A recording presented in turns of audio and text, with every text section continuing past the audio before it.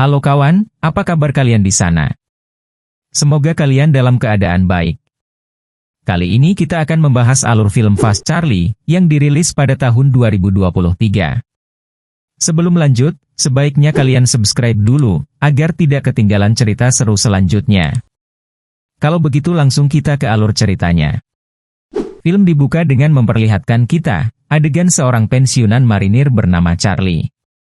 Dirinya kini berprofesi sebagai seorang pembunuh bayaran. Atasannya bernama Stan, minta Charlie untuk bekerja sama dengan seorang partner baru yang tak pernah dia kenal. Charlie yang lebih suka bergerak sendiri, tampaknya mulai kesal karena terlalu lama menunggu. Akhirnya pria dengan julukan Blade itu pun tiba, dan Charlie tampaknya cukup dibuat kesal dengan tingkahnya. Tak mau ambil pusing, kemudian mereka berangkat menuju ke rumah target bernama Rollo untuk menyelesaikan tugasnya. Menyadari Blade adalah orang baru, maka Charlie memberinya kesempatan untuk menyelesaikan pekerjaan pertamanya.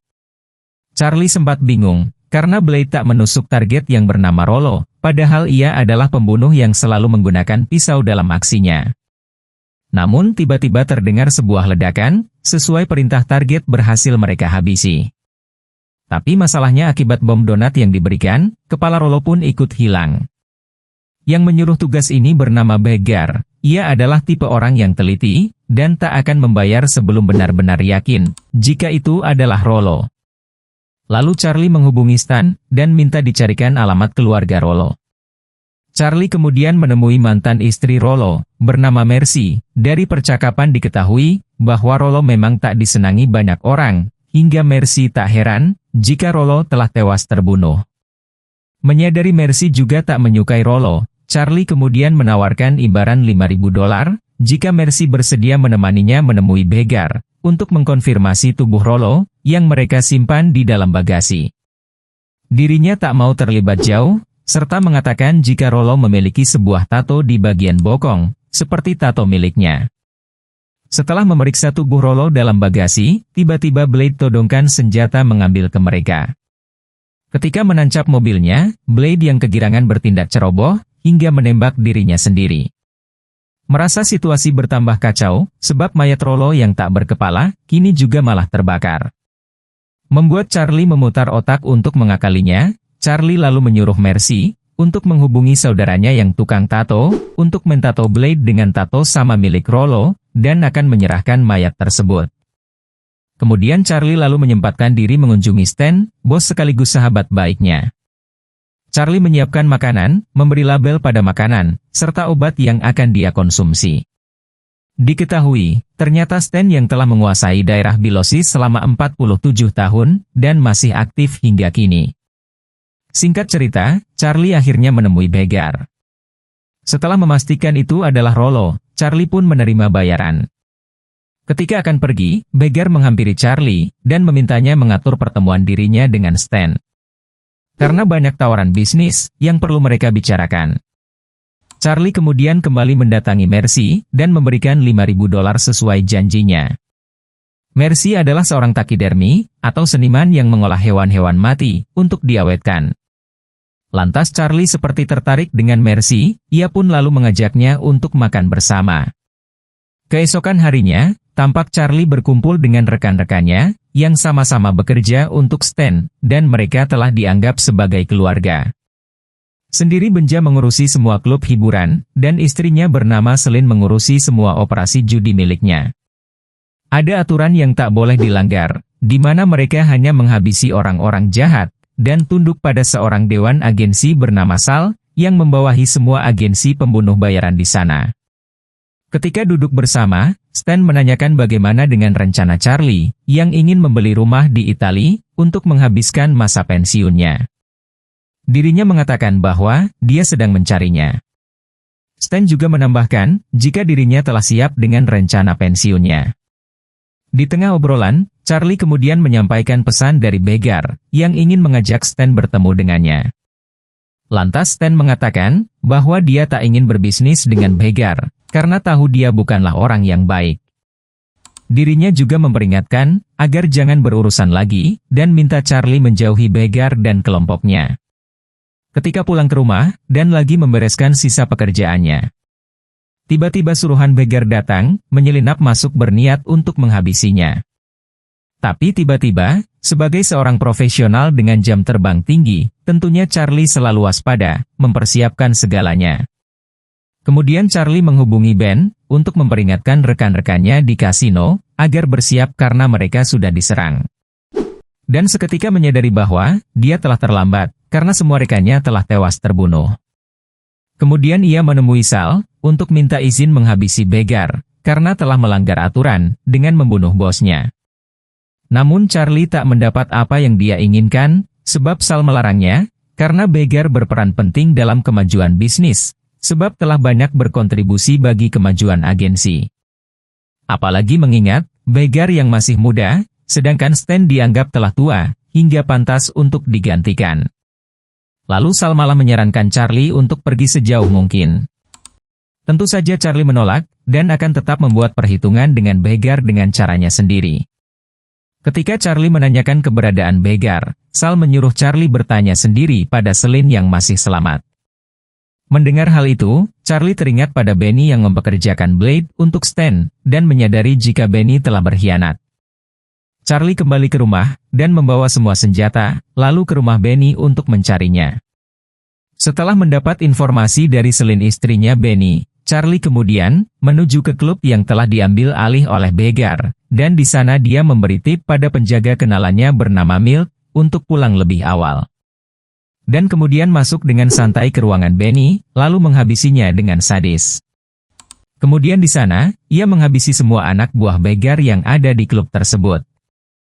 Ketika dirinya terpojok, tiba-tiba penjaga sebelumnya datang menyelamatkan Charlie. Lantas Charlie bertanya-tanya, apa yang membuat begar begitu menginginkan kematian Rollo. Lalu ia membuntuti salah satu anak buah begar, yang mencari sesuatu di rumah Rollo. Di dalam rumah itu, terlihat Charlie mengabaikan panggilan dari Mr. Green, dan melanjutkan penyelidikannya. Tiba-tiba dia bertemu dengan anak buah begar, dan langsung menghabisinya di sana. Akhirnya Charlie mengetahui, bahwa Rollo punya bukti rekaman kejahatan begar, yang dia simpan dalam sebuah kaset. Karena hal itulah, begar mengutus Blade dan Charlie untuk menghabisi Rollo. Tak ingin bukti tersebut jatuh ke tangan Charlie, atau diketahui oleh Sal. Maka begar mengirim anak buahnya, untuk terus mencari rekaman itu. Bahkan saat ini, mereka telah berada di rumah Mercy. Tanpa rasa takut, lalu Mercy berhasil menghabisi kedua anak buah begar, dengan kemampuannya sebagai seorang mantan istri mafia. Kemudian tak lama, Charlie juga tiba di sana. Kemudian, ia menceritakan semuanya pada Mercy. Setelah mendengar hal itu, Mercy juga menceritakan, bahwa ternyata selain rekaman kejahatan, Rollo juga menyimpan uang $50.000, yang tadinya akan dia berikan pada Mercy, namun tak pernah dia berikan. Ketika Charlie akan pergi ke New Orleans, tempat wilayah gengnya Rollo, Mercy memaksa ikut karena dia juga menginginkan uangnya tersebut. Sementara itu di rumah Charlie, anak buah begar tampak sedang mencari keberadaannya. Singkat cerita setibanya di rumah Rollo, ternyata anak buah begar telah lebih dulu mengacak-ngacak tempat tersebut. Mereka memeriksa semua ruangan, namun tak menemukan apapun di sana.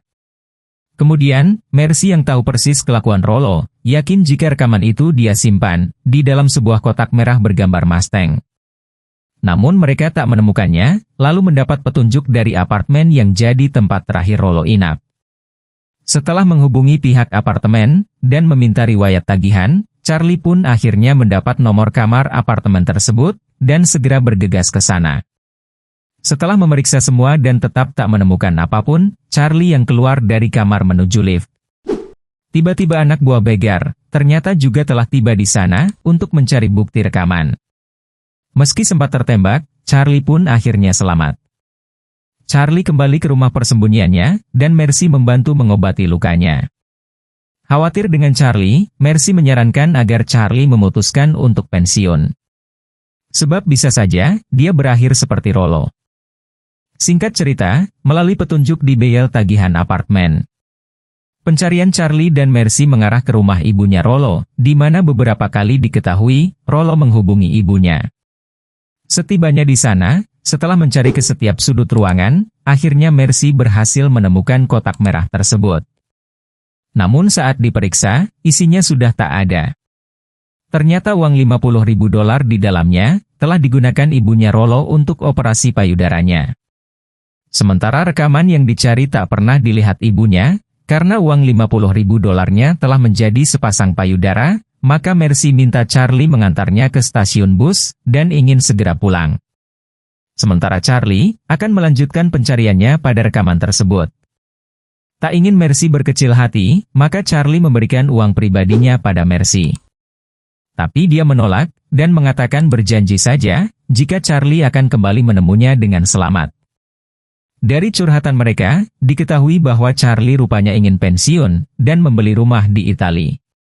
Sementara Mercy ingin melanjutkan karya seninya di salah satu kampus kesenian. Sebelum berpisah, Mercy mengingatkan agar Charlie tak jatuh cinta padanya, tapi itu sudah terlambat. Tiba-tiba Mercy membatalkan rencananya pulang, karena teringat jika Rollo pernah mengelola sebuah bar tua milik Begar, dan yakin jika Rollo pasti menyimpan rekaman itu di sana. Sesampainya di sana, Mercy langsung menerobos masuk mencari Rollo, dengan pura-pura tak tahu apa yang telah terjadi pada mantan suaminya itu. Mengetahui Rollo adalah penghobi mobil Mustang, maka dengan ciri sebuah gambar, akhirnya Mercy berhasil mendapatkan bukti rekaman itu. Namun tiba-tiba, para anak buah Begar menahannya, beruntung Charlie datang di waktu yang tepat, dan berhasil menyelamatkan Mercy. Kemudian, Mercy menitipkan rekaman tersebut pada Charlie. Tapi tiba-tiba, anak buah Begar berhasil menahannya. Dalam perjalanan menemui Begar, yang juga telah menangkap Mercy, Charlie terus mengamati kebiasaan pria botak itu, melihat peluang di waktu yang tepat, maka dirinya berhasil membunuh pria itu. Menggunakan sebuah mobil milik pengendara lain, Charlie bergegas menuju markas Begar, untuk menyelamatkan Mercy, sekaligus menghabisi Begar. Sesampainya di sana, Charlie menuruti perintah Begar agar membuka seluruh pakaiannya. Tak lama kemudian, Begar tewas karena tembakan dari Milk, si penjaga klub baik hati. Diketahui sebelum ke markas Begar, Charlie menyempatkan diri ke rumah Sal, untuk menunjukkan rekaman kejahatan Sal, yang sudah diadukan oleh Begar ke FBI. Di mana ternyata selama ini Begar telah berkhianat, dan melaporkan kejahatan Sal pada FBI, dengan tujuan menggantikan Sal sebagai pimpinan agensi. Setelah Begar terbukti melanggar aturan, maka Charlie diperintahkan dan diizinkan untuk menghabisinya. Di akhir film, ternyata Stan masih hidup. Karena sebelumnya, Charlie telah memindahkannya ke tempat yang aman. Ketika Stan mengatakan, jika Begar bukanlah orang yang baik. Dan mayat yang ditemukan di rumah Stan adalah Paul si pengemudi. Dan mengganti identitas Stan dengan nama baru, yaitu Mr. Green. Kemudian Charlie dan Mercy menikah, dan pindah ke Italia, dan memulai kehidupan baru di sana. Dan dengan begitu film pun selesai. So kawan, gimana ceritanya? Pasti seru kan? Itulah cerita dari film Fast Charlie. Sampai bertemu di video selanjutnya.